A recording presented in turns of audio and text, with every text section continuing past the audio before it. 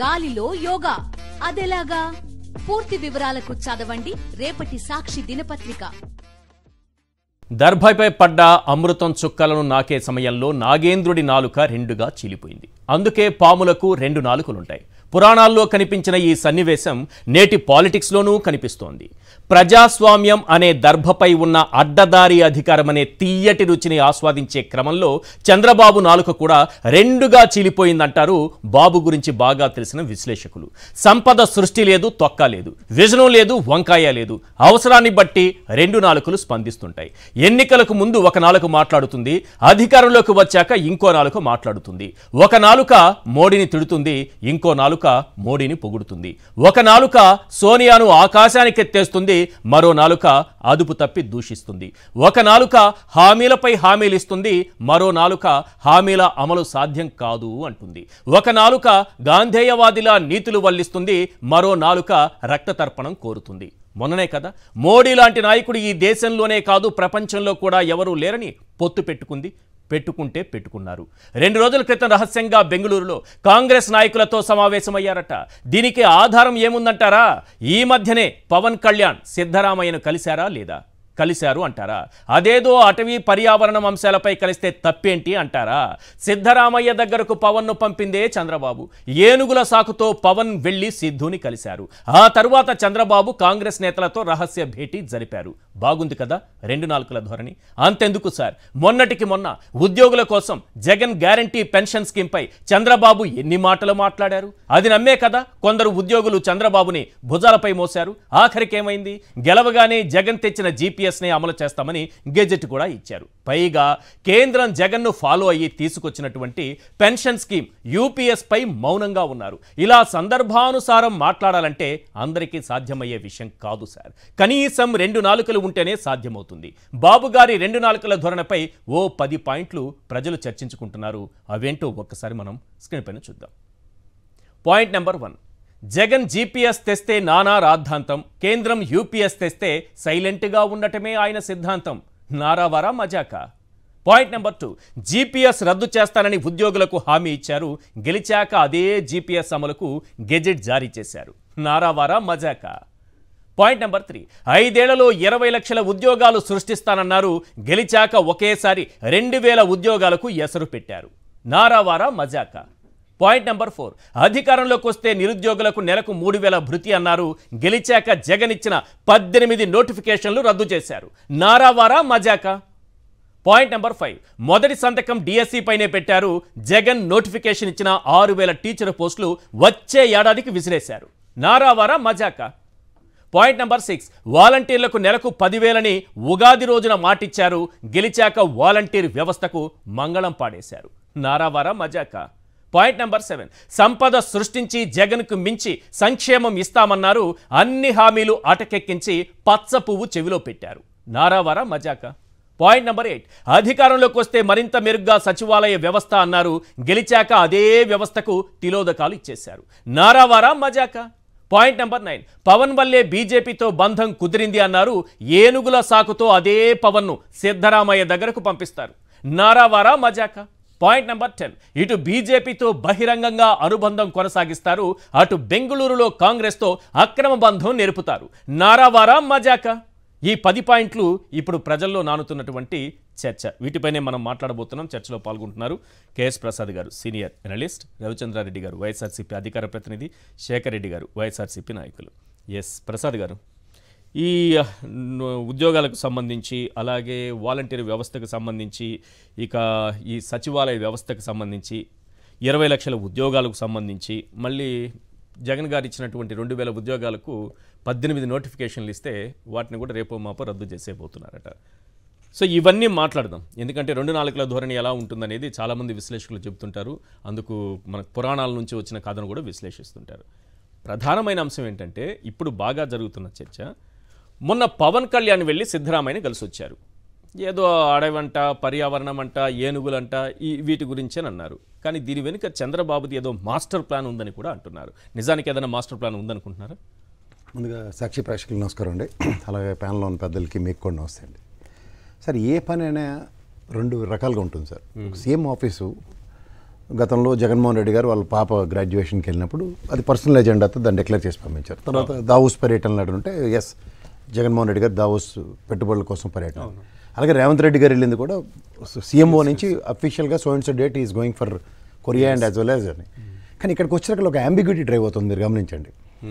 అది పర్సనల్ ట్రిప్పా లేకపోతే CM office లెవెల్లో ట్రిప్పా అన్నది ఎక్కడ ఎస్టాబ్లిష్ కాకుండా లోకేష్ విదేశీ పర్యటనలు 2 సార్లు ఇవాళతో కలిపి ఈ with after forming the government ఈయన చంద్రబాబు నాయుడు గారు బెంగళూరు అది పర్సనల్ ట్రిప్పా ఇది లేకుండా యహలంకలో just 3.5 kilometers from BEL company అండి. యశ్వంత్పూర్లో బెల్ కంపెనీకి జస్ట్ 3.5 kilometersలో తాజ్ హోటల్లో నిన్న 2.5 hours మీటింగ్ నడిచింది.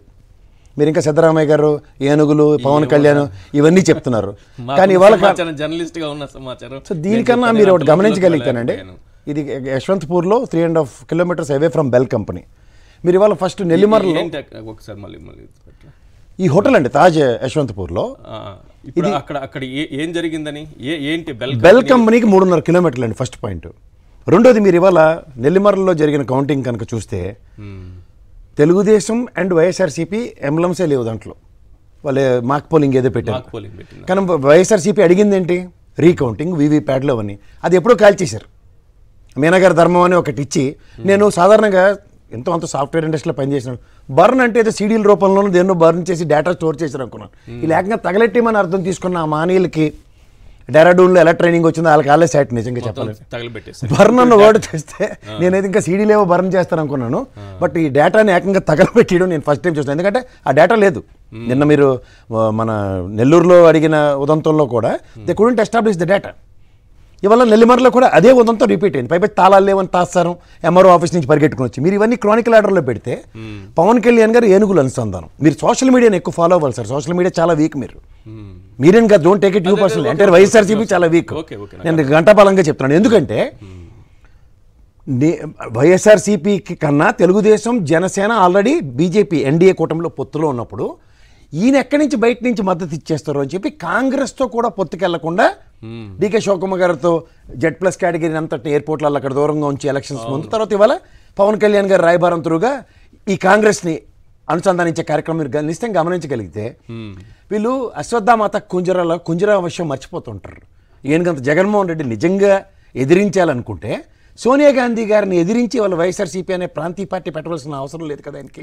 ఎదిరించడంలో నిలబడడం అన్నది ఆయనకైనా సాటి. ఈయనకేంటి, ఈయన పార్టీ కాదు కదా, వాళ్ళ మామగారి దగ్గర నుంచి ఎత్తుకొచ్చిన పార్టీ కాబట్టి కాంగ్రెస్ కి వ్యతిరేకంగా కాళ్ళు పట్టుకోవడము, బేరాలు ఆడటము, అర్ధరాత్రిలో కాళ్ళ బేరాలకు వెళ్ళే ఇవన్నీ తర్వాత కాదు. సైద్ధాంతికంగా తెలుగుదేశం కాంగ్రెస్ తో విభేదించి పెట్టబడిన పార్టీ. కాంగ్రెస్ విధానాలని ఆకలించుకోలేక ఇది రాష్ట్రానికి జరుగుతున్న అన్యాయాన్ని ఎదిరించడానికి ఆనాడు మహానుభావుడు రామారావు గారు పెట్టిన పార్టీ అది. బట్ ఎప్పుడైతే సైద్ధాంతికాన్ని ఆకలించుకోకుండా వీళ్ళకి నచ్చినట్టుగా వీళ్ళు ఎప్పుడైతే ఆ పార్టీని టేక్ ఓవర్ చేసిన తర్వాత వీళ్ళకి నచ్చినట్టుగా విన్యాసాలు కాంగ్రెస్తో పొత్తు 2018 ఎలక్షన్స్ మీరు గమనిస్తే. సో ఇక్కడ తదనంతర పరిణామాల్లో ఇవాళ కాంగ్రెస్కి ఆమడ దూరంలో ఉండకుండా ఎప్పుడు బయటకు వచ్చారో కూడా ఎప్పుడు ఎస్టాబ్లిష్ చేయకుండా మళ్ళీ ఎన్డీఏ కూటమిలోకి వెళ్ళిన వాళ్ళు వీళ్ళు. ఇది గోడ మీద పెళ్లి వ్యవహారం. ఇక్కడ మీకు జరుగుతున్న పరిణామాల్లో మీరు సంతరించుకుంటే ఒక ఫెయిలర్ ఇచ్చారన్నమాట. జగన్మోహన్ రెడ్డి గారు ఏదైనా వైఎస్ఆర్సీపీ తరఫున కాంగ్రెస్తో అనుసంధానించుకుంటారేమో అన్న దగ్గర ముందే ఖర్చు వేస్తున్నాం అన్నది. కానీ వాస్తవానికి ఈయన యొక్క ధైర్య సాహసాలు, ఈయన ఏ విధంగా పార్టీని ఎస్టాబ్లిష్ చేసుకుని వచ్చాడు, ఈయన ప్రాథమికంగా ఏ సిద్ధాంతానికి కట్టుబడ్డాడు, వాళ్ళ నాన్నగారి సిద్ధాంతానికి.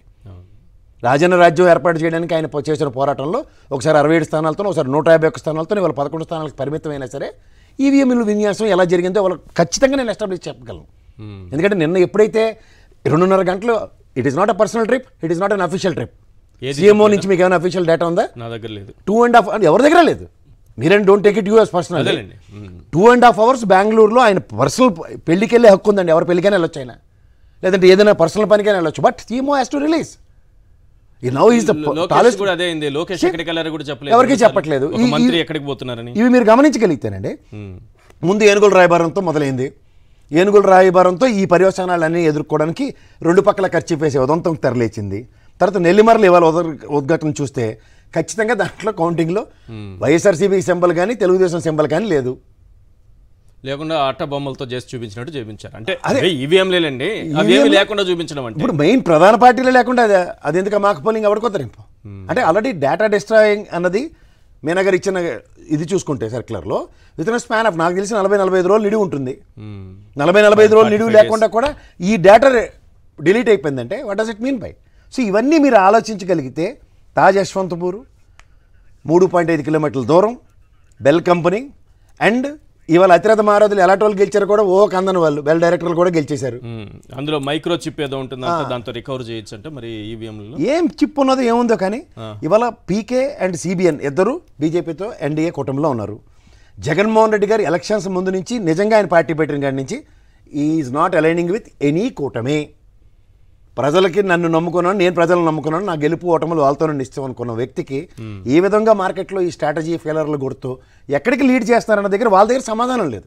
కానీ సమాధానాలు ప్రజలకి కొట్టొచ్చినట్టు కనబడుతున్నాయి. నెల్లిమర్రు ఉద్ఘాటన అండ్ ఈ ఉద్ఘాటన రెండింటిని మీరు సమయంగా పరిశీలించుకోగలిగితే లింక్ ఆబ్వియస్గా సార్. ఇప్పుడు నేను మీరు 2.5 గంటల 3 కిలోమీటర్ల దూరంలో 2.5 గంటలు అక్కడే మీకు మీటింగ్ ఏంటి?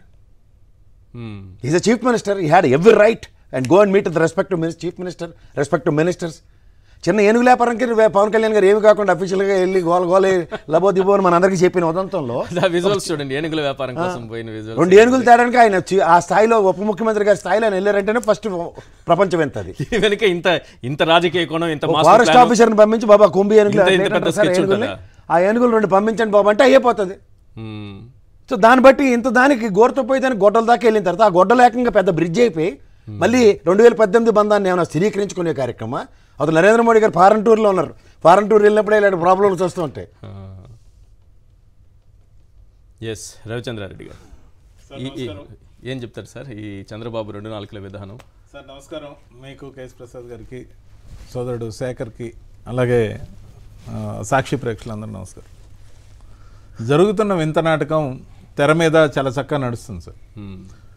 ఏదైతే పవన్ కళ్యాణ్ అనే అతను రాష్ట్రంలో కౌంటింగ్ అయిపోయిన తర్వాత, ముఖ్యంగా కౌంటింగ్ అయిపోయిన తర్వాత, పోలింగ్ అయిపోయిన తర్వాత కొన్ని రోజులు కనపడలేదు, విరామానికి ఎక్కడికి వెళ్ళాడు అనవసరం. కానీ కౌంటింగ్ అయిపోయిన తర్వాత నుంచి ప్రమాణ స్వీకారం ఈ సోకాళ్ళు కూటమి ప్రభుత్వం సార్, కూటమి ప్రభుత్వం అనడంలో కూడా నాకు తమాషా అనిపిస్తుంది.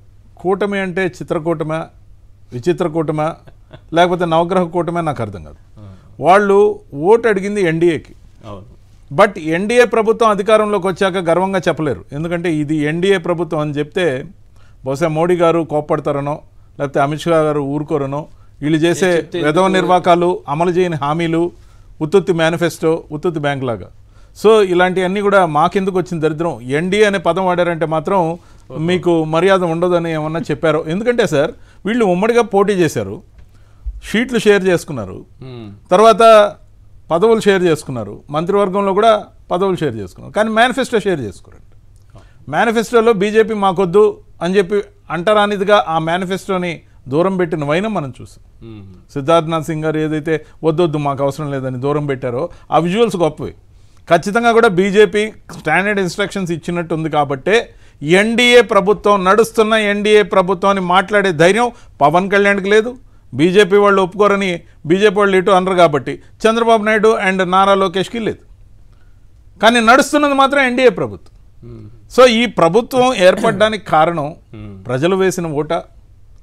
ప్రజలు వేసినా వేయకపోయినా మేమే వేసుకుంటామన్న ధీమాన ఈరోజు ఇప్పుడే మిత్రుడు కేఎస్ ప్రసాద్ గారు చెప్పినట్టు జస్ట్ 2.5 కిలోమీటర్ దూరంలో ఏదైతే ఏనుగులకు సంబంధించి పాపం సిద్ధరామయ్య గారిని కలిశారో ఆ తాజ్ హోటల్లో ఇది చెప్పారు. ఆ హోటల్కి దగ్గరలో బెల్ కంపెనీ ఉందంటే, అంటే బెల్ కంపెనీ వాళ్ళతోనే ఏమైనా సీక్రెట్ మీటింగ్ అక్కడ జరుపుకున్నారేమో అని మాకు అనుమానాలు ఉన్నాయి. వస్తాయి అనుమానాలు, సహజంగా వస్తాయి. ఎందుకంటే ఇంత పెద్ద డెమోక్రటిక్ కంట్రీ అయిన ఇండియాలో 4వ తేదీ కౌంటింగ్ అయితే central election commission of India 1వ తేదీ ఒక మెమో రిలీజ్ చేస్తుంది సార్. ఆ మెమో రిలీజ్ చేసిన తర్వాత ఆ మెమోకి అనుసంధానించి ఏదైతే ఇచ్చారో 1వ తేదీ ఇచ్చిన దాన్ని కోట్ చేస్తూ 2వ తేదీ స్టేట్ ఎలక్షన్ కమిషనర్ మీనా గారు ఒక మెమో రిలీజ్ చేశారు. Memo number 4772. దాని సారాంశం ఏంటంటే 4వ తేదీ కౌంటింగ్ జరుగుతుంది. 4వ తేదీ కౌంటింగ్ జరిగాక as per election commission of India guide lines I'm also instructing to demolish and destroy and to బర్nt EVM units. Not only EVM units, ballot unit, control unit, VVPATs and including VVPAT slips. అన్నిటినీ తగలబెట్టేయండి 14వ తేదీలోగా. ఇది ఇచ్చింది election commission of India. Election commission of India అన్ని స్టేట్ల chief election కమిషనర్స్కి ఇచ్చింది. So 45 days ఉండాలనేది 45 days ఏదైతే VVPAT slips కానీ వాటికి సంబంధించిన యూనిట్లు కానీ అన్నీ ఉంటే ఏదైనా కూడా వెరిఫికేషన్ కి ఎవరికైనా అనుమానాలు ఉంటే నివృత్తి చేసుకోవడానికి ఎలక్షన్ మాన్యువల్ ప్రకారం ఖచ్చితంగా 45 రోజులు వాటిని ప్రిజర్వ్ చేయాలి. అలా కాకుండా 14వ తేదీకే డిస్ట్రాయ్ చేయమని ఆర్డర్స్ ఇచ్చి తగలబెట్టమని ఆర్డర్స్ ఇవ్వడంతో ఈ ప్రజాస్వామిక ప్రక్రియని తగలబెట్టింది election commission of India. I'm not blaming Modi garu, Amit Shah garu or Chandrababu Naidu, Pawan Kalyan in this particular incident. This culprit is election commission of India and as well as state election commissioners. ఎందుకంటే వీళ్ళు ఎవరికి మేలు చేయాలనుకుంటే ఆయా రాష్ట్రాల్లో వాళ్ళకి మేలు చేయాలని కోరుకున్నట్టు కనపడతా ఉంది, విజిబుల్ ఎవిడెన్స్. నాకు ఇంకొక విషయం ఏంటంటే అర్థం కానిది, దీన్ని 14వ తేదీకే చాలా వరకు అన్ని రకాల స్టేట్లు కూడా ఈ పద్ధతిని అమలు చేశాయి, తగలబెట్టాయి. ఈరోజు 26వ తేదీ ఇంకా మీరు తగలబెట్టలేదు. ఇప్పటికే మీరు తగలబెట్టినట్టు కంప్లైంట్స్ ఇస్తే అవి నేను సెంట్రల్ ఎలక్షన్ కమిషన్ ఆఫ్ ఇండియాకి పంపించాలి. మరి మీరు తగలబెట్టకపోతే చివరి అవకాశంగా మరో 48 గంటలు 28వ తేదీ సాయంత్రం 6 గంటల లోప మీరు తగలబెట్టేసి వాటిల్ని ఆ కంప్లైంట్స్ రిపోర్ట్లు నాకు ఇస్తే ప్రతి జిల్లా నుంచి జిల్లా కలెక్టర్ల ద్వారా ఎలక్షన్ ఆఫీసర్ ఈఓల ద్వారా వెంటనే నేను ఎలక్షన్ కమిషన్ ఆఫ్ ఇండియాకి సబ్మిట్ చేసి చేతులు దులుపుకుంటా. అంటే ఎవిడెంట్ ఏంటంటే central election commission of India, state election commissioners ఈ ఎలక్షన్ ప్రాసెస్లో ఫ్రాడ్ జరిగిందని ఒప్పుకున్నారు. వాళ్ళకి సాక్ష్యాధారాలు తగలబెట్టాల్సిన అవసరం ఎలక్షన్ మాన్యువల్ని ధిక్కరించి 45 రోజులకు బదులు 10 రోజుల్లోనే కుదరలేదు కాబట్టి మరో 14 రోజుల్లో తగలబెట్టించారు. ఇప్పుడు సుప్రీం కోర్టుకి ఇప్పుడు బాలినేని గారు కానీ, బెల్లాన్ చంద్రశేఖర్ గారు కానీ ఇలాంటి వాళ్ళు అనేక రకాలుగా ఎవరైతే దేశంలో ఇంకెక్కడి నుంచి అయినా కేసులు ఉన్నాయో తగలబెట్టేసాం లేదంటే అది కోర్టు అలా ఎందుకు చెప్తున్నారు చెప్పట్లేదు. చూడండి సార్, వాళ్ళు ఏం చెప్తున్నారు. ఇప్పుడు ఏ విద్యార్థికైనా ఎగ్జామ్లో ఫెయిల్ అయినా, మార్కులు తక్కువ వచ్చాయనుకున్నా, అంటే ఇక్కడ ఓట్లు తక్కువ వచ్చాయనుకున్నా, రీకౌంటింగ్ కానీ రీవాల్యుయేషన్ కానీ 2 రకాల ఫీజులతో కట్టుకొని ఫర్దర్ సప్లిమెంటరీ ఎగ్జామ్స్ అయ్యే వరకు ఆ పేపర్స్ అన్ని ప్రిజర్వ్ చేస్తారు సార్. మరి ఆ అవకాశాన్ని ఏ విధంగా స్టూడెంట్ లైఫ్ నుంచి నేర్చుకొచ్చిన ఈ సిద్ధాంతకర్తలు ఎవరైతే ఈరోజు ఐఏఎస్లు అయితే అయ్యి ఉండొచ్చు, వాళ్ళు కూడా ఎప్పుడైనా రీకౌంటింగ్ రీవాల్యుయేషన్ చేయించి ఉండొచ్చు. కానీ వాళ్ళు కూడా అన్ని గైడ్లైన్స్ తొమ్మిదిలో దొక్కి ఫీజేమో రీవాల్యుయేషన్ కట్టించుకున్నారు సార్. బాలినేని గారి దగ్గర రీవాల్యుయేషన్కి కట్టించుకున్నారు. సుప్రీంకోర్టు నుంచి గైడ్లైన్స్ వచ్చినాయి. Yes, certain candidate is asking for revaluation, reverification, comparing with VVPAT slips and EVM units. సరేనని చెప్పి అక్కడ అవన్నీ తగలబెట్టామని చెప్పే ధైర్యం లేక మొదటేమో ఇచ్చిన ఫీజు వెనక్కిస్తాం, వాటిని వెనక్కి తీసుకోండి అని చెప్పి, తర్వాత ఏమో వాటికి బదులు మాక్ పోలింగ్ అంటే ఎగ్జామ్ ఎలా రాయాలి, మీరు బ్లూ ఇంక్ పెన్ వాడాలి, అడిషనల్స్ ఎలా కొట్టాలి, మీరు ఆన్సర్ షీట్ మీద మీ నంబర్ బాక్స్లోనే వేయాలి, దాని తర్వాత మీ పేర్లు కానీ రకరకాల ఫ్లవర్స్ సింబల్స్ కానీ వేయకూడదని చెప్పి డెమాన్స్ట్రేషన్ ఇవ్వడానికి పిలిచారు వీళ్ళు. Election commission of India is cheating India. నేను అడుగుతున్నా, ఈ దేశాన్ని మోసం చేస్తున్నప్పుడు ఒకవేళ అధికారం పొందిన అన్ని రాష్ట్రాల్లో రకరకాల పార్టీలు అధికారంలో ఉన్నాయి, ఎంపీలు రకరకాల పార్టీలకు వచ్చాయి, అది ఇండియా కూటమి కావచ్చు, లేకపోతే ఎన్డీఏ కూటమి కావచ్చు, లేకపోతే స్వతంత్రంగా ఎవరికి మద్దతు ఇవ్వని పార్టీలు కావచ్చు, 4 కావచ్చు, 11 కావచ్చు, 21 కావచ్చు, 295 కావచ్చు, 243 సీట్లు కావచ్చు సార్. నేను అడుగుతున్నా, ఎవరైతే అధికారం పొందారో వాళ్ళు మౌనంగా ఉంటే ఒక అర్థం ఉంది, ఎవరైతే అధికారాన్ని పొందలేదో కనీసం వాళ్ళు అడగాల్సిన అవసరం ఉందా లేదా? I seriously doubt mister Rahul Gandhi, mister Akhilesh Yadav and so called entire opposition, these all people all colluded with Modi garu, Amit Shah గారు అని అనుమానం వస్తుంది. ఎందుకు అనుమానం వస్తుంది? ఎందుకు ఇంత పవర్ఫుల్గా వీళ్ళ పేర్లు చెప్పాల్సి వస్తుందంటే, ఓ 4 రాష్ట్రాలు ఎన్నికలు జరుగుతాయి, కాంగ్రెస్కి పార్టిసిపెంట్ బహుమతిగా ఒక రాష్ట్రాన్ని పడేస్తారు, ఓ 2-3 రాష్ట్రాలు బీజేపీ తీసుకుంటూ ఉంటుంది, అలా 2 పార్టీలకు మాత్రమే అన్ని రాష్ట్రాల్లో అధికారాలు వస్తూ ఉంటాయి, తద్వారా మ్యాచ్ ఫిక్సింగ్ కనపడుతోంది సార్. ఇండియా కూటమికి ప్రభావం చూపింది సార్. ఈ రోజు ఇండియా కూటమి అనే పేరుతో రాహుల్ గాంధీకి యునైటెడ్ అపోజిషన్ లీడర్ గా పార్లమెంట్ లో స్థానం ఉంది. మరి విజిబుల్ ఎవిడెన్స్ విత్ జీవో ఈ దేశంలో ఎలక్షన్ ప్రక్రియ అనేది భ్రష్టు పట్టింది, మోసం జరిగింది అని సాక్ష్యాధారాలతో కనిపిస్తుంటే లెటర్ ఆఫ్ ఎవిడెన్స్ చేతిలో పెట్టుకుని యునైటెడ్ అపోజిషన్ ఎందుకు ఫర్దర్ ఎలక్షన్స్, ఇప్పుడు 3-4 రాష్ట్రాలు ఎన్నికలు రాబోతున్నాయి అంటే వాటిలో ఏమన్నా ఒక రాష్ట్రం కాంగ్రెస్కి ఇస్తామని ఒప్పందం జరిగిందా? 3 రాష్ట్రాలు మేము తీసుకుంటామని మాట మలుక్కున్నారా? మరి నివ్వెరపోయేది ప్రజల, అంతిమంగా ఓడిపోతున్నది ఓటర్ కాదా? మరి ఓటర్ ఓడిపోతున్న క్రమాన ప్రజాస్వామ్యానికి విలువే ఉంది. డిక్టేటర్షిప్లు నీకింత నాకింత అని పంచుకున్నట్టే కదా అంటున్నా. దేశం పరువు పోతుంది, దేశం పరువు పోతుంది. అయినా ప్రతిపక్ష నాయకుడు మాట్లాడట్లే. అధికారంలో ఉన్న వాళ్ళు మాట్లాడకపోయినా తప్పులే, ప్రతిపక్షంలో ఉన్నవాడు ప్రశ్నించకపోతే డౌట్ వస్తుంది. అదే కదా 79 స్థానాల్లో గెలుపోటముల పైన ప్రభావం చూపించిందని VFD సంస్థ చెప్తుంది. పార్లమెంట్ స్థానాలు 79 పార్లమెంట్ స్థానాలు అనేది ఒక లెక్క, టోటల్ గా 5 కోట్ల మ్యానిపులేషన్ జరిగింది అనేది ఒక లెక్క.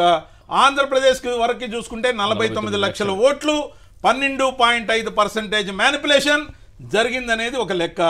ఇన్ని లెక్కలు ఉన్నప్పుడు అడగాల్సిన దేశానికి సంబంధించిన ప్రతిపక్ష నాయకులందరూ ఎందుకు కుమ్మక్కుగా ఉన్నారు? ముఖ్యంగా నేను అడగమంటున్న నరేంద్ర మోడీ గారిని కాదు, అమిత్ షా గారిని కాదు. You don't ask them why you are not taking a dharna against Election commission of India. ప్రజాస్వామ్యాన్ని పంచుకు తింటున్నారా, ప్రజల ఓట్లను అంచుకు తింటున్నారా అనేది సామాన్య ఓటర్కి వస్తున్న అనుమానం. ఇక్కడ ప్రజాస్వామ్యం పరిహాసానికి గురవుతుంది, పట్టపగలు ప్రజాస్వామ్యం రేపుకు గురవుతుంది.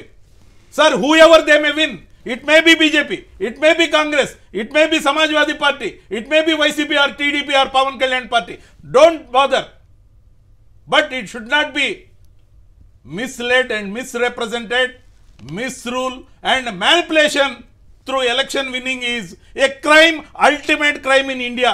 It has to be taken in care, otherwise this EVM bogus నాటకం ఏదైతే ఉందో బ్యాలెట్ పేపర్ అడిగేది ఎందుకంటే లేదు 100% వీవీప్యాట్ లెక్కేసే వరకు జరిగే ప్రతి ఎలక్షన్ కూడా మ్యానిపులేషన్ అనే అనుమానం ఖచ్చితంగా ప్రజల్లో ఉంది.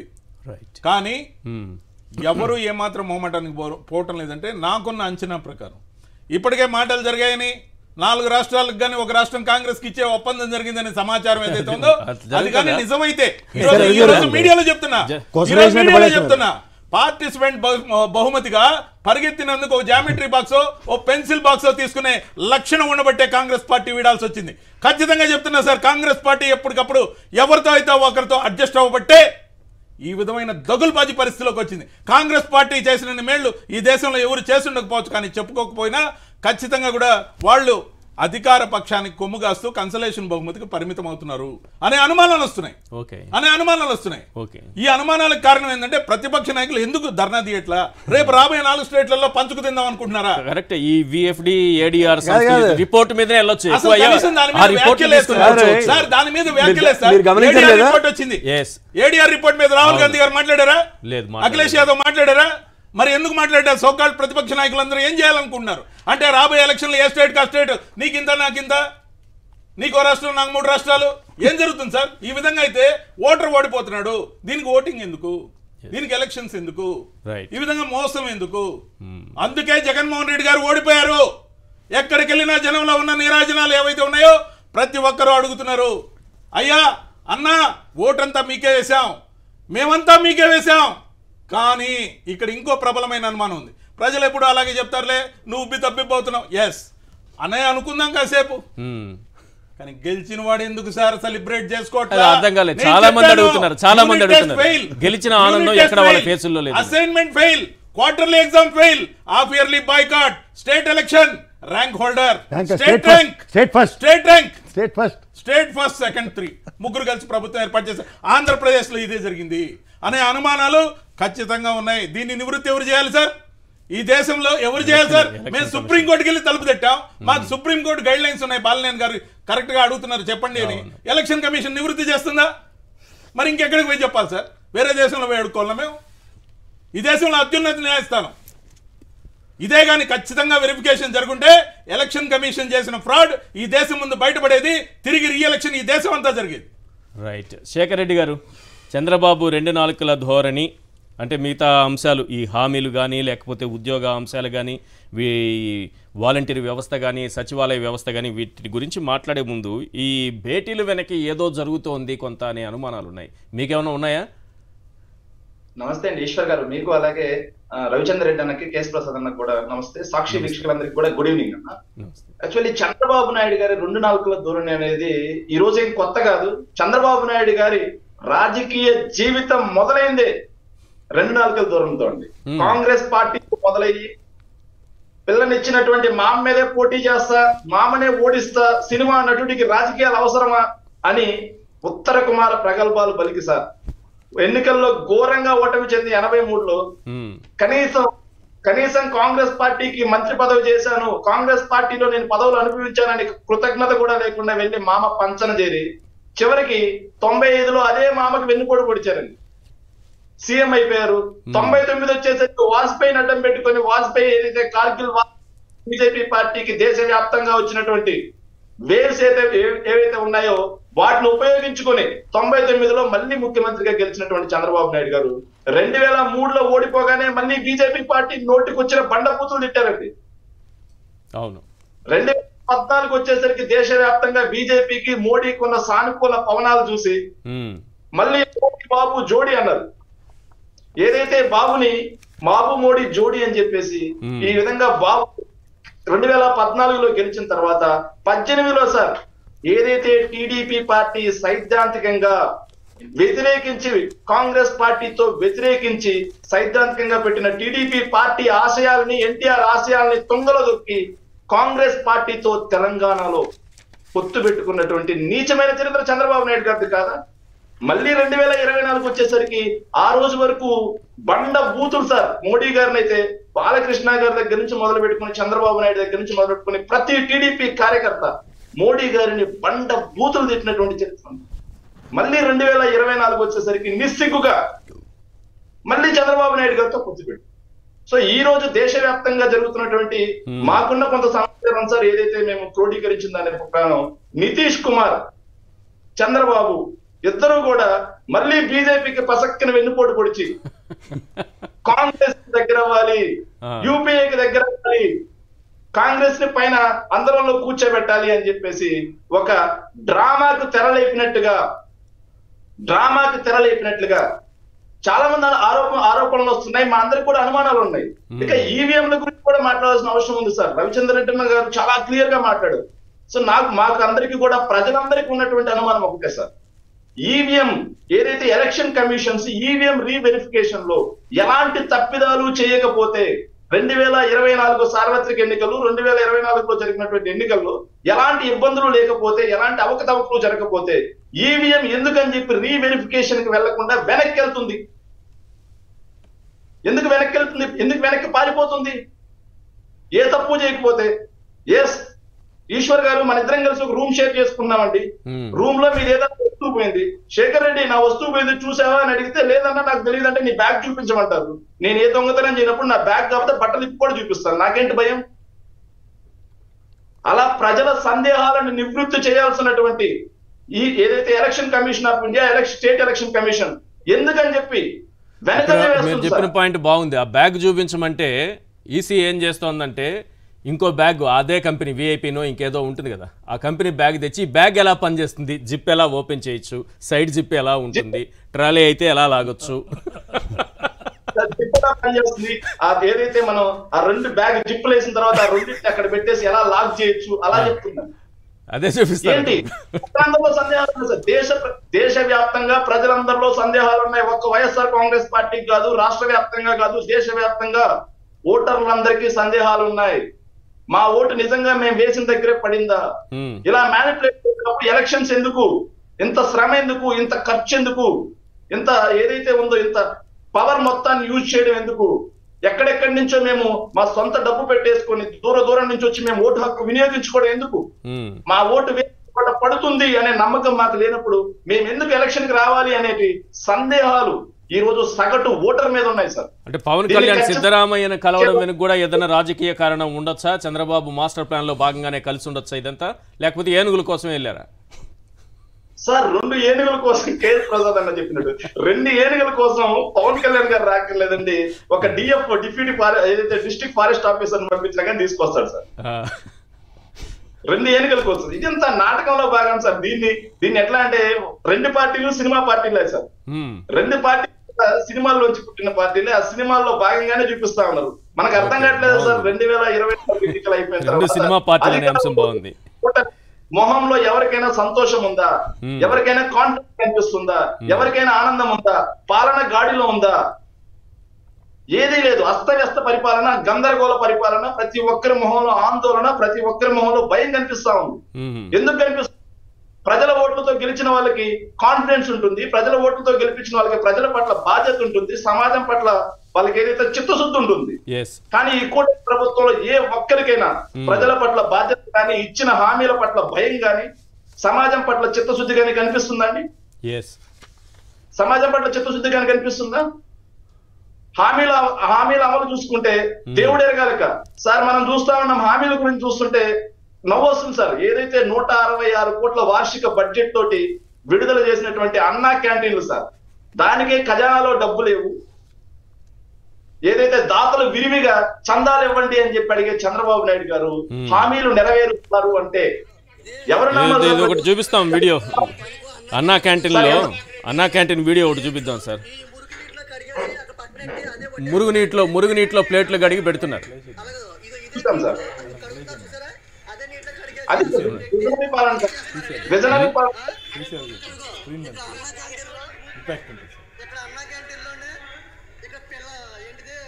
పర్లేదు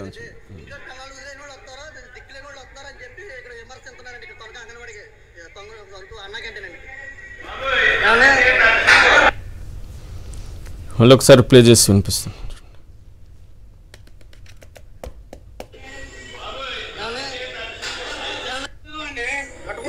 సార్ ఇది తణుకు అంగన్వాడీ తణుకు అన్న క్యాంటీన్లో జరుగుతుందండి.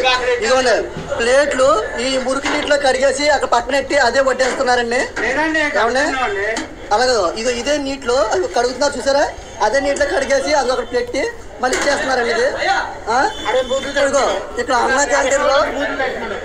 అన్న క్యాంటీన్లోనే ఇక్కడ పెళ్ళి ఇదండి, ఇంట్లో పిల్లలు వదిలేని వాళ్ళు వస్తారో దిక్కులేని వాళ్ళు వస్తున్నారు అని చెప్పి ఇక్కడ విమర్శిస్తున్నారండి. ఇక్కడ తొనక అంగన్వాడికి తొనకు అన్నా క్యాంటీన్ అండి. ఇది మళ్ళీ ఇది ప్రజలతో విరాళాలు. మరి అదేం చంద్రబాబు నాయుడు గారు లేకపోతే రాష్ట్ర ప్రభుత్వం నిర్వహిస్తున్న ఇది పూర్తి స్థాయిలో కూడా కాదు, ప్రజల విరాళాలతో నడుస్తోంది. ఒక 100 పెట్టేసి సార్ ఒక పల్లెటూరు నుంచి నిజంగా ఆకలితో అల్లాడేవారు పల్లెటూరు నుంచి అన్నా క్యాంటీన్లో తినాలంటే టౌన్కి వెళ్ళాలంటే 15-20 కిలోమీటర్లు వెళ్ళాలి, మళ్ళీ తిరిగి రావాలి. అన్నా క్యాంటీన్లో తినాలంటే వాళ్ళకి అందుబాటులో లేని అన్నా క్యాంటీన్లు ఎందుకు? ఎవరు తినాలి? 100 సరిపోతాయా? ఎలా వెళ్ళొస్తారు ఈ పేదవాళ్ళు? ఎలా వెళ్తారు? సంపద సృష్టించబడుతుంది సార్. ట్రాన్స్పోర్టేషన్ యూజ్ చేస్తే సంపద సృష్టించబడుతుంది. పేదవాడు పల్లెటూరులో ఉన్న పేదవాడు తినాలంటే పరిస్థితి ఏంటి? ఈరోజు ట్రాన్స్పోర్టేషన్ యూజ్ చేయాలి, సంపద సృష్టించబడుతుంది. అది చెప్పండి శేఖర్ రెడ్డి గారు. 350 మందికి సార్, అంటే ఒక నియోజకవర్గానికి ఒకటి పెట్టినా సార్, ఒక నియోజకవర్గానికి ఒకటి కూడా లేదు. 2 లక్షల మంది ఓటర్లు మినిమం ఉంటే వాళ్ళు పెట్టేది పూటకి 350 మందికి అండి. కానీ వాళ్ళు ఇచ్చే బిల్డప్ మాత్రం 3,50,00,000 మందికి ఇస్తున్నట్టుగా బిల్డప్ ఇస్తున్నారు. కాదు, మీరు ఒక కుటుంబానికి ₹1,00,000 నుంచి 3 లక్షల వరకు కూడా మేలు చేశారు. మీరు చెప్పుకోలేకపోయారు. 300 మందికి ప్లేట్ మీల్స్ పెట్టేసి వాళ్ళు అంటే తప్పని నేను అనట్లేదు. అంతమంది ఆకలి తీర్చడం గొప్ప విషయం, అది నేను ఎప్పుడు తప్పుపట్టను. ఆకలి ఉన్నవాడికి పేదవాడికి ఆకలి విలువ తెలుసు. ₹5 వాడికి భోజనం లభించడం అనేది చాలా గొప్ప విషయం, దాన్ని నేను తప్పుపట్టను. మీరు పెట్టిందని ఎంతమంది పెడుతున్నారు? మీరు ఇచ్చుకుంటున్నటువంటి పబ్లిసిటీ ఎంత? మీరు దానిపైన వసూలు చేసిన విరాళాలు ఎంతమందికి అందుబాటులో ఉంచారు?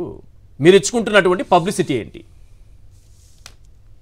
సార్ ఈశ్వర్ గారు, సార్ ప్రజలని అన్నా క్యాంటీన్లు అని చెప్పేసి ఎంత దగా చేశారంటే అండి, డైవర్షన్ పాలిటిక్స్ అండి. చంద్రబాబు నాయుడు గారికి మాత్రమే సొంతమైన డైవర్షన్ పాలిటిక్స్ లో భాగంగా ఏదైతే ఇతని హామీలు సార్, కొత్త హామీలు కాకుండా ఆన్ గోయింగ్ లో ఉన్న హామీలు కూడా తూట్లు పొడుస్తూ ప్రజలను ఎంత మోసం చేశారంటే అండి సార్, ఇదే 2023 గతేడాది సార్, 2023 జూన్, జూలై, ఆగస్ట్ ఈ 3 నెలల్లో కలిపి సామాజిక పెన్షన్ కాకుండా జగన్మోహన్ రెడ్డి గారు సంక్షేమ పథకాల రూపంలో ఖర్చు చేసింది 18,000 కోట్ల రూపాయలు సార్. కానీ చంద్రబాబు ఈ 3 నెలల్లో ఖర్చు చేసింది సామాజిక పెన్షన్లు కాకుండా ఇంత పెద్ద గుండు సున్నా సార్. గుండు సున్నానా? ఇంకేం ఇంత పెద్ద పెన్షన్ తప్ప ఇంకేం లేదు. నేను చెప్తాను సార్. అమ్మఒడి రూపంలో 45 లక్షల మంది తల్లులకు 6,500 కోట్ల రూపాయలు గత సంవత్సరం మేము అందించడం జరిగింది. విద్యా దీవెన రూపంలో 9 లక్షల మంది విద్యార్థులకు 1,800 కోట్ల రూపాయలు, వసతి దీవెన రూపంలో అదే 9 లక్షల మందికి 920 కోట్ల రూపాయలు, ఇన్పుట్ సబ్సిడీ కింద 11.5 లక్షల మంది రైతులకు 1,290 కోట్ల రూపాయలు, రైతు భరోసా కింద 55 లక్షల మందికి మొదటి విడత పెట్టుబడి సాయం కింద 3,000 కోట్ల రూపాయలు సార్. క్రాప్ ఇన్సూరెన్స్ కింద మరో 10 లక్షల మంది రైతన్నలకి 1,100 కోట్ల రూపాయలు. మత్స్యకార భరోసా సార్, ఇది ఎంత కామెడీ అంటే సార్, మత్స్యకార భరోసా జగన్మోహన్ రెడ్డి గారు 10,000 రూపాయలు ఇస్తుంటే నేను 20,000 రూపాయలు ఇస్తాను, నేను 20,000 రూపాయలు ఇస్తా అని చెప్పినటువంటి చంద్రబాబు నాయుడు గారు ఇచ్చింది గుండు సున్నా సార్. కానీ మేము గత ఏడాది మేము మత్స్యకార భరోసా కింద 123 కోట్ల రూపాయలు, కళ్యాణ మస్తు షాదీ తోపా కింద 50 కోట్లు, విదేశీ విద్యా దీవెన కింద 300 కోట్లు, కాపు నేస్తం కింద 530 కోట్ల రూపాయలు, నేతన నేస్తం కింద 300 కోట్లు, సున్నా వడ్డీ కింద 1,350 కోట్లు. ఇట్లా గత ఏడాది జూన్, జూలై, ఆగస్టు 3 నెలల్లో 18,000 కోట్ల రూపాయల సంక్షేమ పథకాలకు అందించినటువంటి ఘనమైన చరిత్ర వైఎస్ఆర్ కాంగ్రెస్ పార్టీకి ఉంటే సామాజిక పెన్షన్లు కాదు సార్ వీటిల్లో. కానీ తెలుగుదేశం కూటమి ఏదైతే అధికారంలోకి వచ్చిన తర్వాత జూన్, జూలై, ఆగస్టులో సామాజిక పెన్షన్లు కాకుండా వాళ్ళు సంక్షేమం ద్వారా అందించింది గుండు సున్నా సార్. కానీ తీసుకొచ్చిన అప్పులు మాత్రం 37,200 కోట్ల రూపాయలు సార్. ఆర్బీఐ ద్వారా 17,000 కోట్లు, అమరావతి 15,000 కోట్లు, అమరావతి కూడా కలిపారా? రైట్, అమరావతి కూడా కలిపినట్టున్నారు. చిన్న రిక్వెస్ట్ సార్, మీదట ఎవ్వరు మనం మాట్లాడినా మన ప్యానలిస్టులు కానీ మీరు కానీ దయచేసి నా రిక్వెస్ట్ లో అర్థం ఉంటుంది అనుకుంటా. కూటమి ప్రభుత్వం అని అనొద్దు, నడుస్తున్నది ఎన్డీఏ ప్రభుత్వం. We have to take the name of NDA. వాళ్ళకి ఇష్టం లేదు వాళ్ళని వదిలేద్దాం సార్. వాళ్ళకి ఇష్టం లేదంట కదా, మోడీ గారికి ఇష్టం లేదంట, అమిత్ షా గారికి ఇష్టం లేదంట, ఇష్టం లేకపోయినా పురంధేశ్వర గారికి ఇష్టం లేదు. తెలుగుదేశం పార్టీ ఒకటే మంత్రి పదవులు అనుభవిస్తుంటే ఇట్స్ ఓకే. ప్రజాగళం పేరుతో ఇచ్చిన మేనిఫెస్టో మీద 2 తలకాయలు తీసి ఒక చంద్రబాబు నాయుడు తలకాయ ఒక్కటే కానీ పెడితే ఓకే. కానీ నడుస్తున్న ఎన్డీఏ ప్రభుత్వం ఏదైతే ఉందో ఆంధ్రప్రదేశ్ లో చేస్తున్న మోసాన్ని మనం ఎండగట్టకపోతే అప్పుడు ఎన్డీఏకి సంబంధించిన సురుకు తగలదు. అక్కడి నుంచి ఇక్కడ దాకా స్పందన రాదు, ఇతను చేసే అవినీతి పరిగణలోకి రాదు. అక్కడి నుంచి ఇతన్ని కనీసం గుర్తింపు ఉండాలి, కనీసం వార్నింగ్ ఇవ్వాలి అంటే మనం ఎన్డీఏ అనే పేరుని తరచుగా ఉపయోగించాలని నా అభ్యర్థన. ఏది రావట్లేదు. రైట్, ఇది కూడా ఒకటి మాట్లాడదాము. ఈ పెన్షన్ స్కీమ్ పైన జగన్ గారు తీసుకొచ్చినటువంటి గ్యారంటీ పెన్షన్ స్కీమ్ పైన రాద్ధాంతం చేశారు చంద్రబాబు నాయుడు గారు. ఇది మేము సిపిఎస్ రద్దు చేస్తాం, జీపీఎస్నేమో దాన్ని రివ్యూ చేస్తాం, అది చేస్తాం, ఇది చేస్తామని గెజిట్ మాత్రం జగన్ గారు తీసుకొచ్చినటువంటి జీపీఎస్కే గెజిట్ ఇచ్చారు. చప్పట్లు కొట్టారు చంద్రబాబు నాయుడు గారు ఏది అధికారంలోకి వచ్చాక. పోనీ అప్పుడు వ్యతిరేకించారు కదా సిపిఎస్ని, ఇప్పుడు కొత్త పెన్షన్ స్కీమ్ జగన్మోహన్ రెడ్డి గారు తీసుకొస్తే దాన్ని వ్యతిరేకించారు కదా. ఇప్పుడు కేంద్రం కూడా కొత్త పెన్షన్ స్కీమ్ తీసుకొచ్చింది. ఇప్పుడు సైలెంట్గా ఉన్నారు చంద్రబాబు నాయుడు, చాలా సైలెంట్గా ఉన్నారు. వాలంటీర్లకేమో ఉగాది రోజున 10,000 అన్నారు, ఈరోజు వరకు లేదు. తరువాత ఇప్పుడు ఈరోజు ఆంధ్రజ్యోతి దినపత్రిక చూస్తే సచివాలయ వ్యవస్థ ప్రక్షాళన చేయబోతున్నారట. అంత దీన్ని ప్రక్షాళన అని పేరు పెట్టుకున్నారు చంద్రబాబు నాయుడు గారు. మొత్తం వ్యవస్థనే ఎత్తేయడానికి కుట్ర చేశారు. దానికి ఈరోజు ప్రక్షాళన అని పేరు పెట్టారు. వారి ఉద్యోగ జీవితాలు ఏమవుతాయి, నెక్స్ట్ ఏం జరగబోతోంది, ప్రజలకు ఎంతకాలం సేవలు అందించినటువంటి 5 ఏళ్ల పాటు సేవలు అందించినటువంటి సచివాలయాలు కనుమరుగు కాబోతున్నాయా చర్చిద్దాం. ప్రసాద్ గారు, వాలంటీర్ వ్యవస్థ 4 మడతేశారు, సచివాలయ వ్యవస్థ 4 మడతేశారు, పెన్షన్ విధానం 4 మడతేశారు, ఉద్యోగులకు సంబంధించి 20 లక్షల ఉద్యోగాలు సృష్టిస్తానన్నారు. జగన్మోహన్ రెడ్డి గారు వైద్య శాఖలో ఇచ్చినటువంటి 18 నోటిఫికేషన్లు 2,000 ఉద్యోగాలకు సంబంధించి నోటిఫికేషన్లు రేపో మాపో రద్దు కాబోతున్నాయి. 0 వేకెన్సీ అని తీసుకొచ్చి 54,000 పోస్టులు భర్తీ చేస్తే 5 ఏళ్ల కాలంలో కనీసం 2,000 పోస్టులు కూడా భర్తీ కాకుండా చంద్రబాబు నాయుడు గారు దాన్ని పక్కకు పెట్టేసేటటువంటి ప్రమాదం ఒకటి ఏర్పడింది. ఏ రకంగా చూసినా 2 నాలుకల ధోరణి ఒకటి కనిపిస్తుంది. ఇప్పుడు ఎన్డీఏ సైద్ధాంతికంగా ఎలా ఉంటుందంటేనండి, లోపల చూడండి బల్లి తింటుంది పురుగులను ఎలా తింటుంది తీసుకెళ్ళి లటక్కమని తినేస్తుంది. అలా తినేయడానికి వీళ్ళిద్దరూ కోడిపెట్టల్లో దొరికారు. మీకు ఎన్డీఏ విధానం చూడండి, జాతీయ విధానంలో 10 ఏళ్ల పాటు సంవత్సరానికి 2 కోట్ల ఉద్యోగాలు అని ఉదరగొట్టి 10 ఏళ్ళ ప్రభుత్వం ఉంది. ఇక్కడ అదే స్లోగను 20 లక్షల ఉద్యోగాలు. వినడానికి చూడండి, 2 కంపారిజన్ చూడండి, సున్నాలు ఎత్తుకెళ్ళిపోతాయి మధ్యలో. కానీ మనం సున్నా ఎక్కువ పెట్టి మాట్లాడితే మాత్రం మనం ప్రశ్నించే జర్నలిస్టులు ఉంటారు. మీరు గమనించారు లేదు. రెండోది మేనిఫెస్టో విధానంకి వచ్చేసరికి ఏంటంటే నన్ను ముట్టుకోకు అన్నట్టుగా ఇద్దరు అదే విజువల్ తప్పించుకోగలిగారు.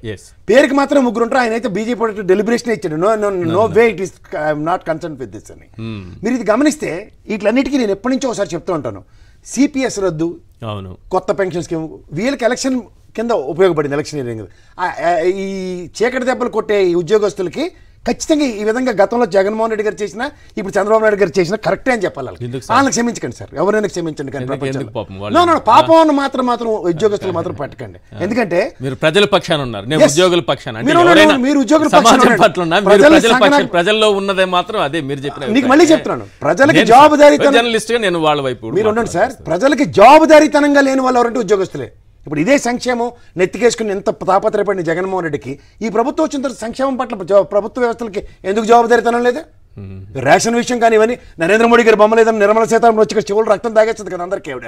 ఈ రేషన్ విషయంలో కానీ, ఈ సంక్షేమం విషయంలో కానీ, సచివాలయం విషయంలో కానీ ఇవి మీరు ఇప్పుడు ఇంటర్లింక్ చేసి ఎలక్షన్ కమిషన్కి మారితే ఎందుకు? దీనికన్నా ముందు ఒకసారి ఇంకోటి చెప్పాలి. యూనిఫామ్ పెన్షన్ స్కీమ్ తీసుకురాగానే ఇష్టమే తప్పట్లు కొట్టాలి ఇప్పుడు, ఎందుకంటే ఎన్డీఏ కూటమిలో ఉన్నారు కాబట్టి. ఎన్డీఏలో వీళ్ళకి కావాల్సిన పని కావాలంటే గత ప్రభుత్వం చేసింది మనం తప్పని చెప్పినా సందట్లో చడేమయ్యని దీన్ని కలిపి యూనిఫామ్ పెన్షన్ స్కీమ్ చాలా బాగుందని చెప్పి జగన్మోహన్ రెడ్డి గారు చేసింది మమ అనిపించేసి ముందుకెళ్ళిపోతారు. కానీ ఎలక్షన్కి మాత్రం ఎలా లీడ్ అయింది? ఈ దరిద్రానికి తోడు బెంగాల్ మిషన్లు తీసుకొస్తారు మన నెత్తి మీదకి. ఈ బెంగాల్ మిషన్లు తీసుకొచ్చి బెంగాల్ రాజకీయం ఎప్పుడైతే ఎన్డీఏ మొదలెట్టిందో 1, 2, 3 స్ట్రాటజీ, నా విశ్లేషణలు అన్నీ వినండి మీరు కావాలంటే.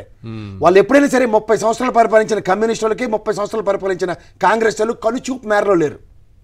వాళ్ళు చేసే స్ట్రాటజీ అలాగే ఉంటుంది. ఇక్కడ ఈ ఎలక్షన్ కమిషన్ త్రూగా చేసిన దాష్టికానికి ఈసారి చూడండి ఎలా 1, 2, 3 స్ట్రాటజీలో ఎలా చొచ్చుకుని రాగలిగారు. మాస్క్ తీస్తే పవన్ కళ్యాణ్ గారు బీజేపీ ఉంటుంది, పేరుకే జనసేన పార్టీ. అదంతా దాని ఎత్తుగడ, దాని చతురత అంతా అడుగుల్లో అడుగేసుకుని సప్తపదులు నడుచుకుంటే బీజేపీకి అనుగుణంగా నడిచే పార్టీ అది. సో సెకండ్ స్టేట్లో మీరు ఇవాళ గమనించగలిగితే జనసేన పార్టీ నిలబడి 21 గెలిచి కాలు పెట్టేసింది. ఇక్కడ 2 కోతులు కొట్టుకుంటే పిల్లి పట్టుకెళ్ళిపోయినట్టు 3వ కింద ఖచ్చితంగా ఆక్రమించుకుని కూర్చున్నాడు ఇవాళ. సో ఈ స్ట్రాటజీతో నెక్స్ట్ ఎలక్షన్స్ ఏముంది? స్ట్రాటజీ కనుక మిస్ అయితే ఎవరికో ఒకరికి టెంకు పడడం గ్యారంటీ. ఇది బీజేపీ స్ట్రాటజీ.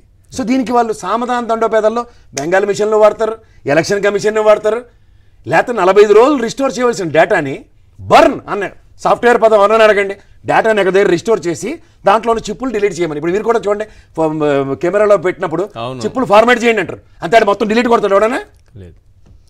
డేటా రిస్టోర్ అయిన తర్వాత, కాపీ అయిన తర్వాత దాన్ని ఫార్మాట్ చేస్తారు. ఇవేవి కాకుండా డేటా లేకుండా ఉన్నప్పుడు రేపు సుప్రీంకోర్టుకి బాలినేని గారు వెళ్ళిన దానికిను ఈ బెల్లాన్ చంద్రశేఖర్ వెళ్ళిన దానికి ఏం సమాధానం చెప్తారు సుప్రీంకోర్టు పరంగా చెప్పమనండి. If it is been remaining to 173 ఎవరి కోసం దొరకరు, తాత్సారం మాత్రం చేస్తారు. మా డీకారణకు చేసినట్టు ఎలక్షన్ నోటిఫికేషన్ వచ్చిన తర్వాత మామా అనిపించి చూచ్ ఈసారి ఎన్డీఏకి అనవసరం గెలిపించాం కానీ ఎవరికాలి అప్పుడు. సో ఇవన్నీ మీకు గమనించగలిగితే ఇక్కడ మీకు 2018లో టీఆర్ఎస్ పార్టీకి నచ్చింది కాబట్టి అప్పుడు 25,40,000 ఓట్లు ఎత్తేసిన ఈ ఎలక్షన్ కమిషన్ సారీ చెప్పమ్మా పొద్దున్నే వచ్చి ఒకసారి సారీ చెప్పి అయిపోయింది. డెమోక్రసీని ఎవరు ఇస్తారు? ఇందాక అమాయకంగా మాట్లాడుతున్నాడు. ప్రజాస్వామ్యాన్ని పరిరక్షించడానికి ఎలక్షన్ కమిషన్ అనుకున్న దగ్గర ప్రజాస్వామ్యానికి వేగాతం కలిగించడానికి ఎలక్షన్ కమిషన్ ఉంది. ఎందుకంటే ప్రజాస్వామ్య విలువలు ఎప్పుడైతే పరిరక్షించబడతాయో ఇలాంటి విషయంలో 45 రోజుల వర్షంలో ఉండవలసిన డేటాని బర్న్ అన్న పదాన్ని వినియోగిస్తూ మొత్తం తగలెట్టేసి బుర్ర తక్కువ ఉద్యోగులు ఉంటే ఎవడేం చేస్తారండి వాళ్ళకి? రవిచంద్రారెడ్డి సార్, దాని కంటిన్యూషన్గా ఏదైతే ఎన్డీఏ ప్రభుత్వం ఆంధ్రప్రదేశ్లో నడుస్తుందో చేస్తున్న తప్పులన్నీ ఎన్డీఏ ప్రభుత్వం చేస్తుంది. ఇంప్లిమెంట్ కానీ మేనిఫెస్టోకి బాధ్యులు ఒకవేళ బీజేపీ వద్దనుకుంటే వాళ్ళు మంత్రివర్గంలో ఉన్నారు కాబట్టి వాళ్ళకి బాధ్యత ఉంటుంది. అంతేకాకుండా పొత్తులో పోటీ చేశారు కాబట్టి వాళ్ళకి బాధ్యత ఉంటుంది. కామన్ మినిమం ప్రోగ్రామ్ సపరేట్గా అధికారంలోకి వచ్చాక రాసుకోలేదు కాబట్టి వాళ్ళకి బాధ్యత ఉంటుంది. అదేవిధంగా ప్రజాగళం పేరుతో జాయింట్గా ఇద్దరు తలకాయలతో మంచి నవ్వు ముఖాలతో ఇచ్చిన చంద్రబాబు నాయుడు గారు పవన్ కళ్యాణ్ యొక్క ముఖ చిత్రాలతో ఇచ్చిన ప్రజాగళం అమలు చేయకపోతే వాళ్ళిద్దరికీ బాధ్యత ఉంటుంది. మనం కూటమి అని విమర్శించే కొద్దీ రాను ఒక్క తెలుగుదేశం పార్టీ మాత్రమే తప్పు చేసినట్టు, పవన్ కళ్యాణ్ బీజేపీ పునీతులైనట్లు, రేపు 2-3 సంవత్సరాల తర్వాత వాళ్ళు విడిగా పోటీ చేస్తే ఇంకా భరించలేం ఈ బాబుని అని చెప్పి సన్నాయి నొక్కి వాళ్ళలో వాళ్ళు కొట్టుకునేదానికి ఒక ఏర్పాటు అంతర్గతంగా ఉందని, దాంట్లో భాగంగా కుదిరితే ఇప్పుడే బీజేపీని గద్దె దించి కాంగ్రెస్ని అధికారంలో తెచ్చి కాంగ్రెస్ వైపు తెలుగుదేశం పోవాలనే కుట్రకోణం నడుస్తుంది.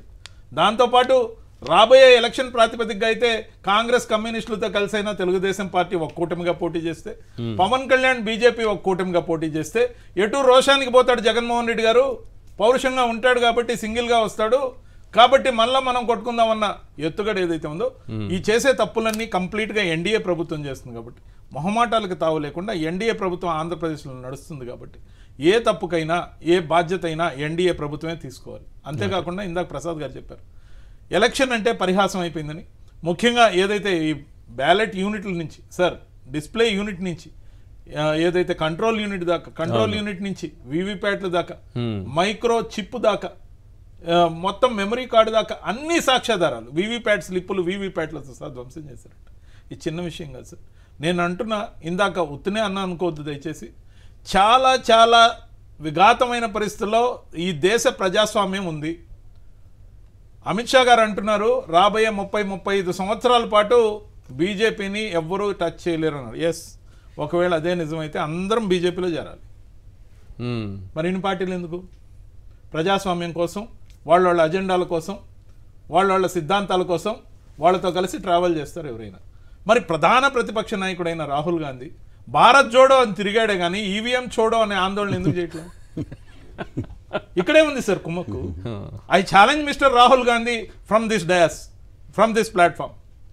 నిజంగా మీ దాకా ఈ ట్రోల్ అయ్యి కానీ వచ్చినా మీకు దమ్ముంటే, మీరు నిజంగా ఉమ్మడి ప్రతిపక్ష నాయకుడైతే, ఈ దేశానికి పూర్తిగా అన్ని పార్టీల తరపున ప్రతిపక్ష నాయకుడిగా ఉన్న మీరు ఈ ఆధారాలున్న జీవో కాపీలు, మెమో కాపీలు తీసుకొని ఎలక్షన్ కమిషన్ ముందు ధర్నా చేసి, లేదా కనీసం ఆయా ముఖ్యమంత్రులు కాంగ్రెస్ పార్టీ తరపున ఎవరైతే పోటీ చేసి గెలిచారో, రాబోయే రోజుల్లో తిరిగి అధికారంలోకి రావాలని కోరుకుంటున్నారో, వాళ్ళలో అయినా చలనం వచ్చి ఖచ్చితంగా కూడా భారత్ జోడో ఎంత ఇంపార్టెంటో ఈవీఎం చోడో అనేది అంతకు మించిన ఇంపార్టెంట్. అది కాకపోతే మీరు జామెట్రీ బాక్స్ కోసమో, కన్సలేషన్ బహుమతి అయిన ఒక పెన్సిల్ బాక్స్ కోసమో ఆరాటపడి బొమ్మలు వేసుకునే డ్రాయింగ్ బుక్ అయ్యి మీరు కూర్చున్నారంటే, మీ ఇద్దరు పార్టీల మధ్య ఉన్న లాలూచి అయింది ఎన్డీఏ కానీ ఇండి కూటమి మధ్య అంటే 4 రాష్ట్రాల ఎన్నికలు, 3 రాష్ట్రాల ఎన్నికలు ఒక్కొక్క దఫాగా జరుగుతాయి. ఒకటి మనకి ఇస్తారు, 2 ఇస్తానన్నారు, ఒకటే ఇచ్చారు, కానీ ఏం చేయలేం.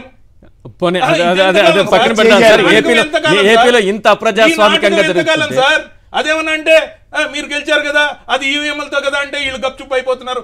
ఎందుకు సార్? మొన్న నాకు నచ్చిన ఒకే ఒక మాట, పార్లమెంట్ వేదికగా అఖిలేష్ కుమార్ యాదవ్ గారు ఒక మాట అన్నారు. మేము చేసిన ధర్నాకు కూడా వచ్చారు ఆయన. 80 సీట్లకు 80 సీట్లు సమాజ్వాదీ పార్టీ తరఫున నేను పోటీ చేసి గెలిచినా correct, I don't accept EVMs అన్నారు. ఆయనకున్న కమిట్మెంట్ రాహుల్ గాంధీకి ఎందుకు లేదని నాకు అనుమానాలు వస్తున్నాయి. ఏపీ కాంగ్రెస్ ఈసీ వ్యవహరిస్తున్న తీరుపైన ఏపీ కాంగ్రెస్ కూడా ఎందుకు మాట్లాడదు? ఏపీ కాంగ్రెస్ ఎప్పుడో చంద్రబాబు నాయుడు గారి జోబిలో ఉంది. అది బాబు గారి టీడీపీ తోక పార్టీ. నేను ఈ మాట అంటే షర్మిలమ్మ గారు కాదు అని చెప్పి మరుసటి రోజు ప్రెస్ మీట్ పెట్టారు. వైఎస్ రాజశేఖర రెడ్డి గారి బర్త్డే అయిన జూలై 8 తారీఖున ఆ రోజు సాయంత్రం నేను ప్రెస్ మీట్ పెట్టి టీడీపీకి తోక పార్టీగా మారింది ఆంధ్రప్రదేశ్లో కాంగ్రెస్ పార్టీ అంటే, మరుసటి రోజు షర్మిలమ్మ గారు ప్రెస్ మీట్ పెట్టి మాది తోక పార్టీ అంటున్నారు. కాదు, మేము నిజంగా చంద్రబాబు నాయుడు గారితో లేము, కానీ తల్లికి వందనం విషయంలో అంట అప్పుడు జగన్మోహన్ రెడ్డి గారు అందరికి ఇస్తాన్నారంట. ఆమె మాట్లాడిన వీడియోనే ఉంది, తల్లికి మాత్రం ఇస్తాన్నారు. నా దగ్గర సాక్ష్యం ఉంది, ప్రూవ్ చేస్తా. ప్రూవ్ చేయలేకపోతే రాజకీయాల నుంచి విరమించుకుంటా. ప్రూవ్ చేస్తే షర్మిలమ్మ గారు కాంగ్రెస్ పార్టీకి రిజైన్ చేస్తారని ఛాలెంజ్ చేస్తా ఉన్నా.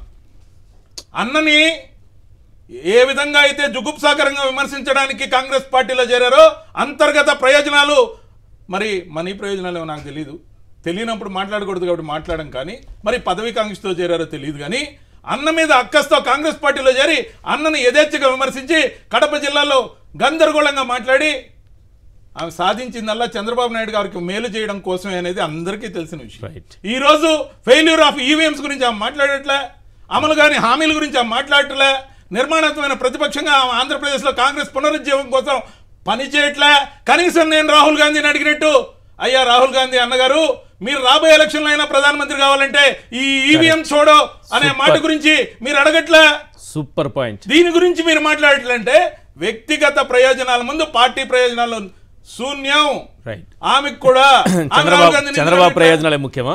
రాహుల్ గాంధీ ప్రధాని ఆర్థిక లేకపోతే పదవి కాంక్ష లేకపోతే వీటి కోసమే పరిమితమైనట్టు కనపడుతుంది. ఆమె గారు కూడా ఆమె రాష్ట్రం హితం కోసం గాని రాష్ట్ర ప్రజల హితం కోసం గాని తాను నమ్ముకున్న పార్టీ హితం కోసం గాని ఆ పార్టీ అధినాయకుడు గెలవాలని గాని తద్వారా తన పార్టీ శ్రేణులను ఆంధ్రప్రదేశ్ లో కేవలం అన్నని విమర్శించాలి. చంద్రబాబు నాయుడు గారికి మేలు. ఎలక్షన్ కోసం కేవలం ఒక ఎజెండాతో వచ్చిన టెంపరీ క్యారెక్టర్ అది. ఆ నిడివిని జస్టిఫై చేశారు అంతే. తర్వాత మీకు రాష్ట్ర ప్రయోజనాలు రాహుల్ ప్రధాని కావాలని సంబంధం లేదు. నేను చెప్పింది కానీ కరెక్ట్ కాకపోతే I openly challenge I dare to declare that I will quit my politics. నేను ఆమెను అడుగుతున్నా, మీరు కానీ తోక పార్టీ కాకపోతే మీరు రాహుల్ గాంధీ గారి దగ్గర